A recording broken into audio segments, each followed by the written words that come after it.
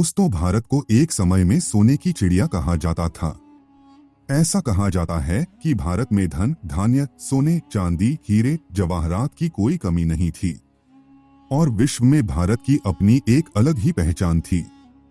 भारत पूरी दुनिया में एक समृद्ध और धनवान देशों की सूची में शामिल था। मुगलों के बाद अंग्रेजों ने भारत पर 200 सालों से भी ज्यादा समय तक राज किया। इन 200 सालों में अंग्रेजों ने भारत को बहुत लूटा और भारत ने 200 सालों तक गुलामी की बेड़ियों में जकड़कर कैसे अपना जीवन व्यतीत किया। लेकिन हमारे देश के वीर जवानों और स्वतंत्रता सेनानियों के बलिदान से हमें उस गुलामी की जंजीरों से आजादी मिली। जब भारत को आजादी मिली तो उस समय तक भारत की अर्थव्यवस्था बहुत कमजोर हो गई थी। भारत में रुपया, सोना, चांदी, हीरे, जवाहरात थे जो अंग्रेजों ने लूट लिया था। लेकिन कहीं न कहीं एक बात हम सबके मन में जरूर आती है कि अगर भारत देश कभी भी गुलाम ही नहीं बना होता, अंग्रेजों ने कभी भारत पर शासन ही नहीं किया होता, तो आज भारत कैसा होता। दोस्तों, आपको बता दें कि कई इतिहासकार इसे अच्छा भी मानते हैं और कई इतिहासकार इसकी कड़ी निंदा भी करते हैं। दोस्तों, आज हम इस वीडियो में इसी बारे में बात करेंगे। अगर भारत में अंग्रेजों ने कभी शासन किया ही नहीं होता तो आज भारत की सिचुएशन कैसी होती। ऐसा बताया जाता है कि मुगलों के समय तक भारत की गिनती एक अमीर देशों में की जाती थी। मुगलों ने भले ही भारत पर राज किया, मगर उन्होंने देश को आगे ले जाने के लिए बहुत प्रयास किए, लेकिन उन्होंने देश को कभी लूटा नहीं। ये बात है साल 1588 की, जब इंग्लैंड में एक कंपनी की स्थापना होती है। इस कंपनी का नाम बाद में ईस्ट इंडिया कंपनी रखा गया। ये कंपनी भारत में 1600 के दशक में आई थी। उस समय अंग्रेजों का मकसद भारत में सिर्फ मसालों का व्यापार करना ही था। लेकिन जब वे भारत आए तो उन्होंने देखा कि ये देश कितना संपन्न है, तो अंग्रेजों की नीयत फिसल गई और कुछ समय बाद अंग्रेजों ने जहांगीर के दरबार में अपना एक दूत छोड़ दिया जिसका नाम था सर टॉमस रो। ये इंग्लैंड की महारानी एलिजाबेथ का प्रिय राजदूत था और कूटनीति में भी बहुत तेज था। इसने मुगल बादशाह जहांगीर को भी अपनी बातों में फंसा लिया और बादशाह जहांगीर से भारत में ईस्ट इंडिया कंपनी को व्यापार करने की अनुमति ले ली। ये उस समय की बात है जब सूरत भारत का प्रमुख बंदरगाह हुआ करता था। इसी बंदरगाह से भारत देश विदेश के साथ व्यापार करता था। अंग्रेजों का शासनकाल शुरू होने से पहले भारत की वर्ल्ड ट्रेड में हिस्सेदारी 27% थी। ये बात एक बेल्जियम इकोनॉमिस्ट ने अपनी किताब में लिखी थी। साल 1947 तक भारत की अर्थव्यवस्था बहुत ही कमजोर हो गई थी और अंतर्राष्ट्रीय मार्केट में भारत की ट्रेड लगभग 3% ही रह गई थी। अंग्रेजों ने 1757 में हुई प्लासी की लड़ाई में धोखे से बंगाल पर कब्जा कर लिया और इसी लड़ाई के बाद से ही भारत में अंग्रेजी हुकूमत की शुरुआत होती है। आमतौर पर कहा जाता है कि अंग्रेजों ने भारत पर 200 सालों तक राज किया। 1757 से 1947 तक भारत ने कितना संघर्ष किया। अंग्रेजों के आने से पहले ये देश बहुत ही सुंदर हुआ करता था, लेकिन अंग्रेजों ने इस देश के लोगों का जो शोषण किया उसके बारे में पढ़कर आंखें आज भी नम हो जाती है। उन्होंने भारत को न सिर्फ आर्थिक रूप से लूटा बल्कि देश के लोगों का भी शोषण किया। अगर अंग्रेज भारत में न आए होते तो भारत आज कई देशों की अग्रणीय सूची में खड़ा होता। अंग्रेजों ने भारत का एग्रीकल्चर पूरी तरह से बर्बाद कर दिया था।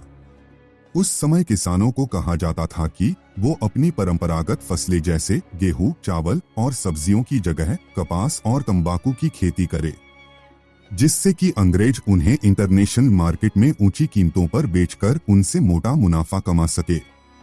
अंग्रेजों ने पुराने जमींदारों से जमीनें खरीदकर अपने करीबी जमींदारों को दे दी, जिससे कि वो अंग्रेजों को अच्छे पैसे कमा कर दे सके।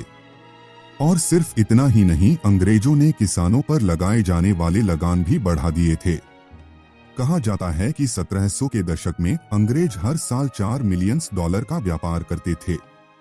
अगर बात की जाए कपड़ों के बारे में तो अंग्रेज उस समय भारत से बहुत ही कम कीमत पर कपास और कपड़ा खरीदा करते थे और उसे पानी के जहाजों की मदद से इंग्लैंड भेजा जाता था। इंग्लैंड में मौजूद मशीनों के द्वारा उन कपड़ों को अच्छे से सीला जाता था और तैयार कपड़ों को भारत समेत सभी जगहों पर बेचा जाता था। कई सालों तक ऐसा ही चलता रहा और इससे भारत में निर्यात के बजाय आयात ज्यादा शुरू हो गया। इसके बाद अंग्रेजों ने मशीनों को भारत में ही लगा दिया, क्योंकि यहाँ पर उन्हें बेहद कम दामों पर मजदूर मिल जाते थे, जिससे कपड़ा बनाने में पैसा कम खर्च होता था। और इस तरह कई देशों में भारत से ही रेडीमेड गारमेंट की सप्लाई की जाने लगी। लेकिन इसका पूरा फायदा अंग्रेजों को हो रहा था। वही अगर भारत पर अंग्रेजों का शासन नहीं होता तो भारत सेकंड वर्ल्ड वार से बच जाता, क्योंकि सेकंड वर्ल्ड वार में भारत की कोई भूमिका ही नहीं थी और न ही हमारे देश की किसी दूसरे देश के साथ कोई लड़ाई थी। वो तो ब्रिटेन के गुलाम होने के कारण हमारे देश के लगभग 2 लाख से ज्यादा जवानों को लड़ने के लिए बाहर भेजा गया और ना चाहते हुए भी इस विश्व युद्ध में हमारे जवानों की लाखों की संख्या में मौत हो गई। इसके अलावा जो राशन बिहार और बंगाल में बंटना था उसे युद्ध में लड़ रहे सैनिकों के लिए भेज दिया, जिससे लाखों लोगों की भूखमरी से मौत हो गई। दोस्तों, इतने लोगों की भूखमरी से मौत के जिम्मेदार सिर्फ अंग्रेज ही थे। लेकिन इस युद्ध में हिस्सा लेने से भारत को एक फायदा ये हुआ कि भारतीय सैनिकों को बम, बंदूकें, तोपें आदि हथियार चलाने सीख लिए, क्योंकि भारत में पहले सिर्फ तलवारों के दम पे युद्ध किए जाते थे। लेकिन अंग्रेजों के कारण ही भारत में आधुनिक हथियार आ सके। आज भारत की सेना दुनिया की तीसरी सबसे बड़ी सेना मानी जाती है। भारत की प्राचीन शिक्षा गुरुकुल में हुआ करती थी। यहाँ पर बच्चों को वैदिक पद्धति के अनुसार ज्ञान दिया जाता था और जीवन जीने की कला सिखाई जाती थी। और अंग्रेजों ने भी देश में स्कूल खोलने शुरू कर दिए। उनका मकसद बच्चों को बेहतर शिक्षा देना नहीं बल्कि ऐसे लोगों को तैयार करना था जिससे कि उनके लिए एक नौकर की तरह काम कर सके। दोस्तों, आपको बता दें कि ऐसा बिल्कुल नहीं है कि अंग्रेजों ने भारत में अच्छे काम नहीं किए हैं। आधुनिक निर्माण में अंग्रेजों की भूमिका काफी अहम रही है। यहाँ तक अंग्रेजों ने भारत में चली आ रही कुरीतियों पर भी लगाम लगाए थे, जिसमें सती प्रथा सबसे ऊपर थी। इस प्रथा के तहत जब किसी औरत के पति की मौत हो जाती थी तो उसे भी अपने पति के साथ आग में जलना पड़ता था। इस कुरीति को रोकने के लिए समाज सुधारक राजा राम मोहन राय ने भी बेहद महत्वपूर्ण योगदान दिया है। अंग्रेजों से पहले इस प्रथा को अकबर और औरंगजेब ने भी इसे रोकने की कोशिश की थी, लेकिन इसमें उन्हें सफलता नहीं मिल पाई थी। आज भारत का रेलवे नेटवर्क दुनिया के सबसे बड़े रेलवे नेटवर्क में से एक है। हमारे देश में रेलवे को सबसे पहले अंग्रेज ही लेके आए थे। हालांकि अंग्रेज इस देश में रेल इसलिए लाए थे कि जिससे कि वे अन्य देशों के साथ व्यापार कर सके। अगर अंग्रेज हमारे देश में ना होते तो शायद हमारे देश में रेलवे का विकास धीमा होता। इसके अलावा हमारे देश में हवाई सेवा भी अंग्रेजों ने ही शुरू की थी। अंग्रेजों के आने के बाद सन 1860 तक भारत में राजतंत्र ही हुआ करता था। 1861 में हमारे देश में पहली बार पार्लियामेंट्री चुनाव आयोजित किए गए। मतलब देश में लोकतंत्र लाने का श्रेय अंग्रेजों को ही दिया जाता है। 18वीं शताब्दी में देश कई रियासतों में बटा हुआ था। अंग्रेजों ने सभी रियासतों को मिलाकर एक भारत का निर्माण किया। देश में सिविल एग्जाम की शुरुआत भी अंग्रेजों ने ही की थी। आज ये एग्जाम दुनिया के सबसे मुश्किल एग्जाम में से एक माना जाता है। साथ ही देश में कई ऐतिहासिक भवन जैसे कि पार्लियामेंट हाउस, राष्ट्रपति भवन और इंडिया गेट जैसे अमूल्य धरोहर, दिल्ली का दिल कहे जाने वाले कनॉट प्लेस, मुंबई का गेटवे ऑफ इंडिया भी अंग्रेजों ने ही बनाया था। दोस्तों, अंग्रेजों ने भारत में पश्चिमी कल्चर की शुरुआत की थी, लेकिन ये कल्चर हमारे देश के लिए अच्छा है या बुरा, इसके बारे में सबकी अपनी अलग अलग राय है। वैसे सच्चाई तो ये है कि भारत की अपनी संस्कृति और परंपरा दुनिया भर के देशों में अपनाई जा रही है, जो अन्य किसी भी देश के मुकाबले काफी बेहतरीन और समृद्ध भी है। कुछ लोगों का मानना ये भी है कि भारत में अंग्रेजों की वजह से ही शिक्षा, रेलवेज, इंफ्रास्ट्रक्चर आदि का विकास हुआ है।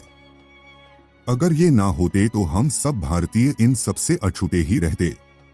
तो दोस्तों, क्या आपको ऐसा लगता है कि भारत कुछ भी नहीं कर सकता था? क्या भारत के लोग ऐसे ही खाली घूमते रहते? क्या आज तक भारत ने आजादी के बाद से लेकर आज तक कुछ भी इनोवेशन नहीं किया? दोस्तों, आजादी के बाद से भारत ने हर क्षेत्र में काबिले तारीफ काम किया है। कुछ इतिहासकारों का कहना है कि अंग्रेजों ने भारत से जहाज भरकर जो सोना इंग्लैंड ले गए थे, अगर वो सब फिर से हमारे देश में आ जाए तो एक बार फिर हमारा देश सोने के चिड़िया कहलाएगा। दोस्तों, ये वीडियो आपको कैसी लगी? अगर वीडियो अच्छी लगी हो तो वीडियो को लाइक, शेयर, कमेंट करें।